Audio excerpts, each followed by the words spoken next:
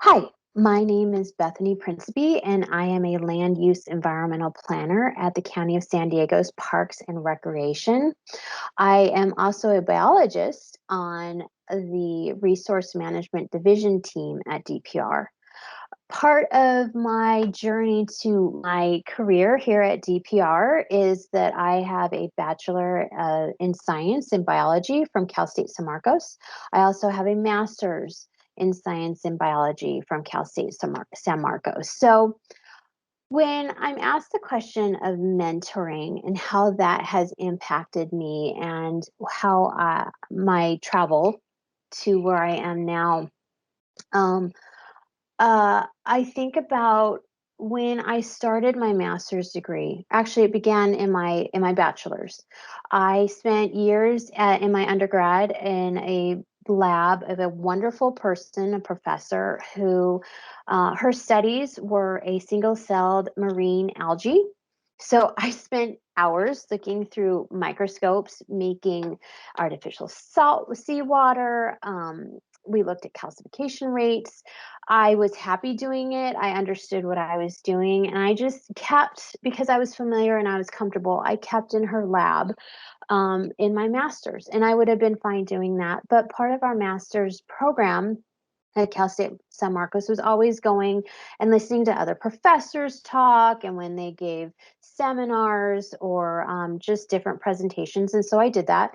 And there was a newer professor who I had never really listened to. And I went and she was talking about her work on putting little telemetry backpacks on horned lizards and inserting radio transmitters in rattlesnakes and following them on the wild animal park property, different open spaces in the county, just finding out what their behaviors are, answering knowledge gaps, just something that was applicable to open space management and the survival and of the species, different species.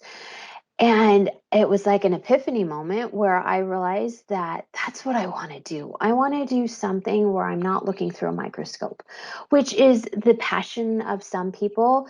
That's their jam. You want to have them do it. But I realized that I didn't want to be doing that. And I wanted to be doing something with larger animals, something that I could touch.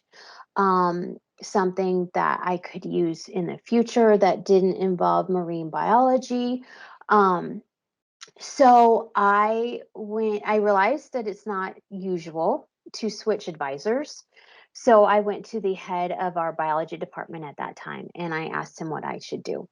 And he told me how to navigate professionally, ethically. You just don't switch. You have to make sure there are no bridges burned, no feelings are hurt. And long story short, I made the switch. I had a new advisor in a field that I was excited about. I loved what we were doing. I did my master's program. My study was on the southwestern pond turtle. I put radio transmitters on. I found out where they went over the winter, which no one knew down in Southern California. We know where they go in Northern California.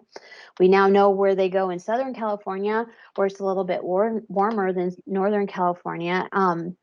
It was just something I was excited about. And so I sought out the mentor that I wanted and I followed my passion instead of what would have been comfortable, what would have been easy. Um, and I've never regretted it. My new advisor, who has become a great friend, I got my master's degree a long time ago. She was amazing in helping me really find out the opportunities that I needed to advance when I finished my master's degree, where I needed to go. It was incredibly helpful. And so sometimes mentors find you, and sometimes you have to search out the right mentor. But you really have to follow your passion and find that person who matches. And that's really when someone asks me about mentoring. Um, that's the story that comes into play. So sometimes you have to course correct and it's just important to really find the right person who matches and who can encourage you and keep you going. One of the things that my mentor, my advisor, told me as I was finishing my master's degree and I was tired, we had run into issues. It was delayed a year or two because my radio transmitters failed the first season, so I knew it was delayed. And I finally got to the point where I was writing and ready to present my thesis, and I said, I hate this. And she said, you're exactly where you need to be. You need to not want to do this forever so that you'll finish. And that was a key thing that she said to me, that it still resonates when I'm working on a project and I know I need to get it done and I'm not enjoying myself, but I hear her in the back of my mind. That's where you need to be to get this done so you don't linger and never finish it. um, a piece of advice, I was thinking of a piece of advice that I would give someone starting out, and I have a couple. Follow your passion. It's going to change a job into a career that you love. Don't ever hesitate to do things that you think might not fit.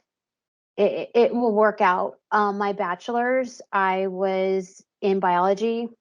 I thought that I might want to go into business, be an accountant. So I took business courses and then I realized that's not really what I wanted to do. But so I course corrected back into biology, and I ended up, because I persevered, I ended up with a bachelor's in biology, but a minor in business. And now, as at DPR, I am one of the financial people on our team, and I help manage 4 contracts that each have a capacity up to $15 million. So even though I have a degree in biology, I have my minor in business. And if I hadn't course corrected or if I hadn't followed that interest, I wouldn't have the understanding of what I need to do for my financial job, part of my job now. And it's just so you need to follow what you love, and you need to find the right person to help mentor you, and just make sure that you finish, because that's the best thing. So that is my talk on mentoring.